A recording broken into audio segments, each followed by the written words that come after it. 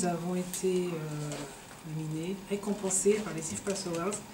Et clairement, en ce qui me concerne, ça représente une reconnaissance de la formation, de la branche assurance, une reconnaissance de notre engagement, c'est une reconnaissance du travail qui est fait en partenariat, en collectif avec le GEM Handicap et l'IFPAS.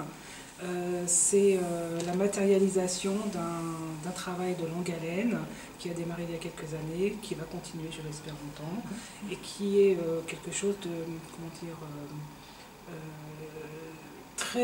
très impliquant et très innovant dans sa finalité, dans les moyens qui sont mis en œuvre, avec toujours de la remise en question, de la remise en cause du dispositif pour qu'il avance, qu'il colle à la réalité des entreprises, qu'il colle à la réalité du monde du travail et qu'il colle à la réalité du monde de la formation. Alors moi, je pourrais dire en complément de ce que dit Nora, de la MACSF, cette récompense en fait nous encourage évidemment. J'espère qu'elle incitera d'autres adhérents à proposer, comme l'a fait la MACSF, au-delà du CQP, qui est une première étape, et souvent indispensable, de proposer à leurs collaborateurs, quand ils détiennent le CQP, d'aller vers le BTS Assurance, puisque c'est une meilleure employabilité à long terme de ces personnes-là.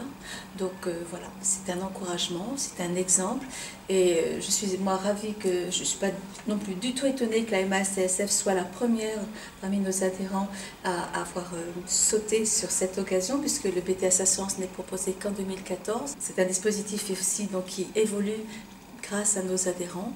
Grâce aussi, je tiens à le dire, je ne l'ai pas dit tout à l'heure, mais par Anne-Marie Connard qui nous écoute, qui écoute nos attentes, qui s'adapte énormément. Le dispositif de formation a beaucoup évolué depuis la création de GEM Handicap, il évoluera et on sait en fait qu'on a vraiment un partenaire de formation qui va être facilitant. Et donc ça c'est très bien.